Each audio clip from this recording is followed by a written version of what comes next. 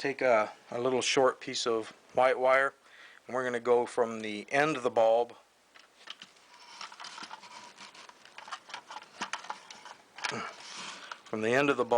over to the other motor terminal.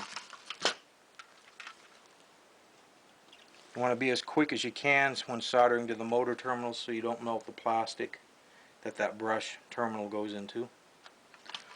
Just like so. Now that's on there. Now if we've soldered all of that correctly, and if I hook a voltage back to the motor, negative to this right lead over here, as if it was walking frontwards, and positive to this other lead,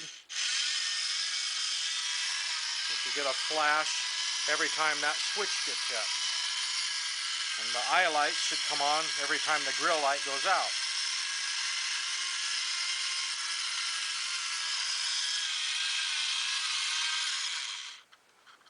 Okay, so the next thing we want to solder in is going to be the horn, or the buzzer, whichever word you want to use.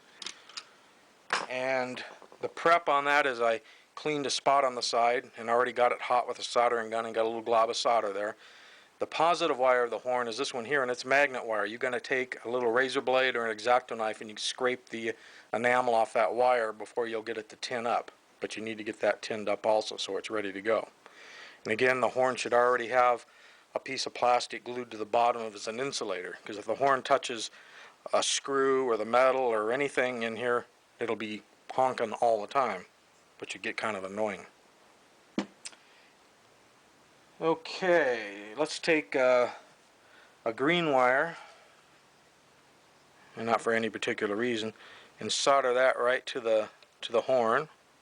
It doesn't matter where in the horn you solder it, but down there out of the way would be a good place. And the white wire is going to go from this switch over here. The back terminal, which is the one that's touching the metal. See, it probably already has ground because of the other one, but we've got a place to solder. We've got a way to make sure. Why not make sure? So I'm just basically going to run a wire from that back one, again, to this motor's right side to assure that that switch can get ground when it closes.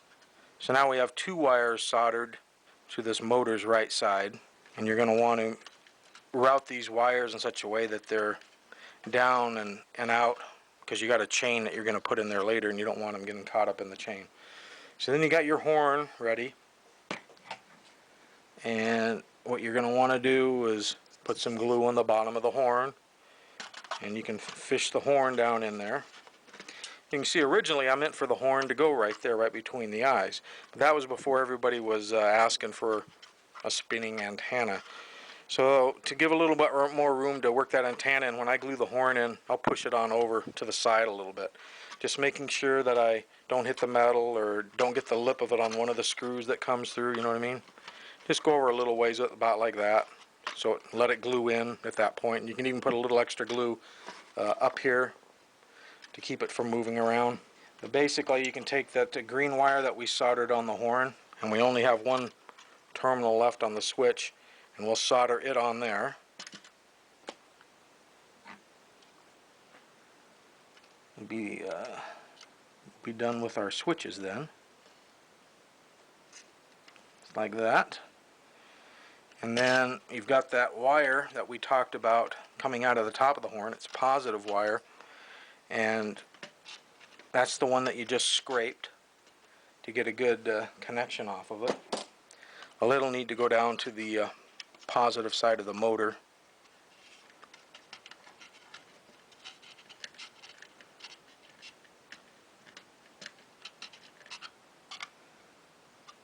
Or the end of the light, because since they're both the same thing. Remember, the positive side of the motor is only positive if the robot's walking forward. Everything reverses when it walks backwards. Okay, so there. Let's find out. There we go.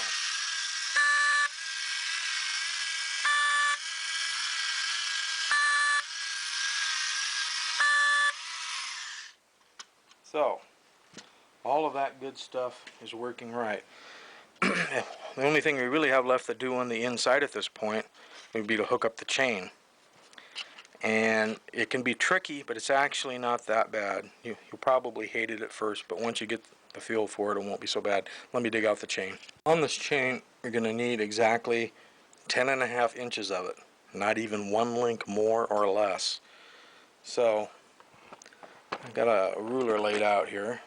Probably won't be able to really capture any of this on there, but basically lay it out to 10.5 and then hold it with my fingernail so I can remember where 10.5 is.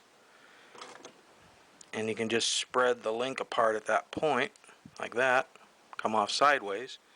The stuff just snaps together and comes apart. I'll check to make sure that I broke it apart at the right point. I think so. So now what we got to do is feed it into the robot. I usually start up here and let gravity kind of pull some of it down. Then when gravity fails me, I look for my needle nose and grab a hunk of it. And what I'm going to want to do is wrap some of it around the big sprocket here at the end. Right about midway. I know it's dark in there. I don't know if the camera focuses well, but I've got the chain wrapped around the sprocket, stopping right at the top.